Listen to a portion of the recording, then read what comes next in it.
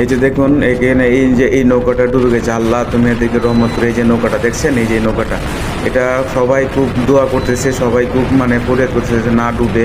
কিন্তু শেষ পর্যন্ত কি করার, মানে এই নদীর উতালের জন্য এই নৌকাটাকে আর টিকিয়ে রাখা গেল না, নৌকাটা শেষ পর্যন্ত ডুবিয়ে গেল। এখানে অনেকগুলো মানুষ ছিল, অনেক মানে চিল্লাচিল্লি কষ্ট করছে, অনেক মানে আতঙ্কের মধ্যে ছিল। পরে এই যে দেখেন এদেরকে উদ্ধার করে নিয়ে আসছে। এখান থেকে 5-6 জন ছিল। এই যে মাঝখানে যে ঘাটটা, ওই ঘাটটার মধ্যে ধরে বেশে যে আসছিল, ওদেরকে ধরে নিয়ে আসছিল। প্রচুর লোকজন এখানে ভিড় জমায়েছিল যে